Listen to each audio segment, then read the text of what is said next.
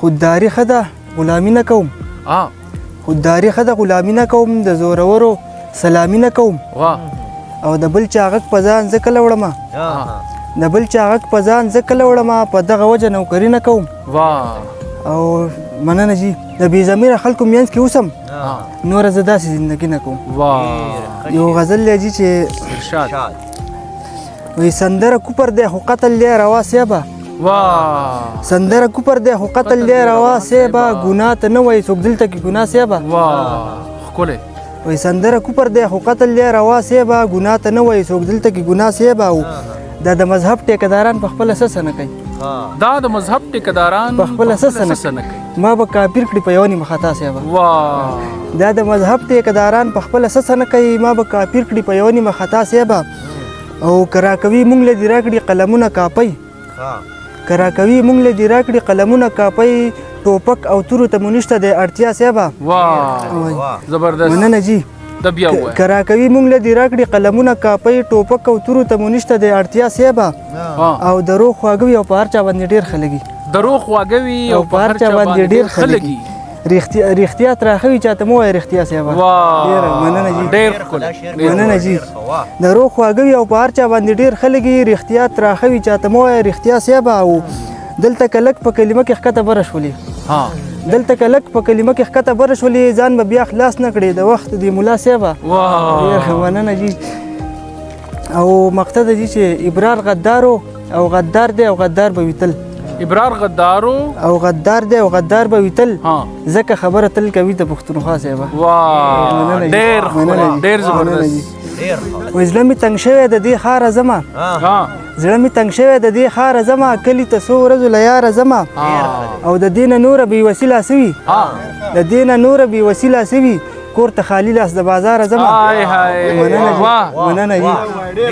او د دې نه نوره بې وسیله سوي کور ته خالي لاس د بازاره ځمه او د یار نه خپله واده هیره جوړ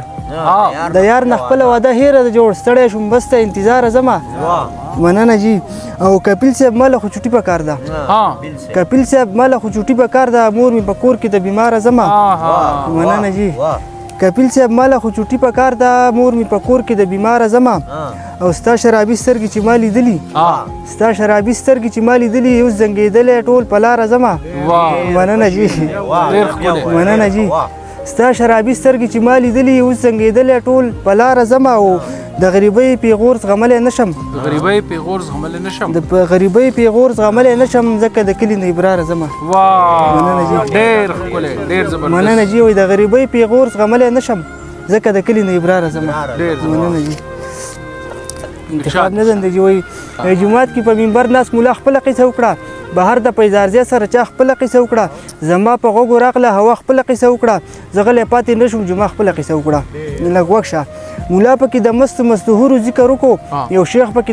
د خپل باغ د کجورو ذکر وکړو هوا راته د کونډه او مجبورو ذکر وکړو جمعه پکې په تش لاس د انګورو ذکر وکړو مننه جي وایي مولا پکې د مستو مستهورو ذکر وکړو یو شیخ پکې د خپل باغ د کجورو ذکر وکړو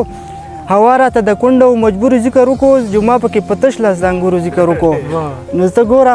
د ټولو ناولو شوي په ما پسې کنځلې بیا غلي غلي پټي پټي په مولا پسې کنځلې سپورزل په ښکلو وکړې په هوا پسې کنځلې یو دې لیونې ونه کړې په چا پسې کنځلې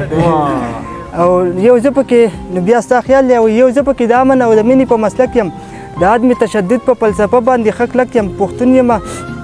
خلاف د جنگ جګړې بم بارود او ټوپک یم پښتون یم د دې خلکو د لوبو چمچڼک یم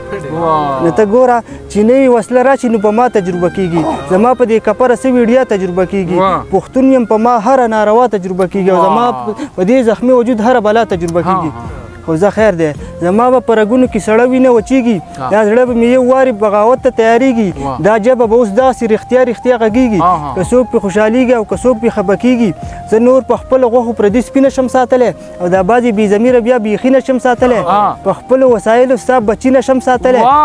مننه جي بس نور په خپلو غوښو پردي سپي نشم ساتلی په خپلو وسایلو ستا بچي نشم ساتلی بس نورې سپورې کرښې په تندي نشم ساتلی وایي ژوند څه د ماتو بنګړو بار دی ویر مو په حال باندې پکار دی خوار پکې خان خان پکې خوار دی چې زمرد پیداوار دی موږ په هغې وطن کې لوږې تېرونه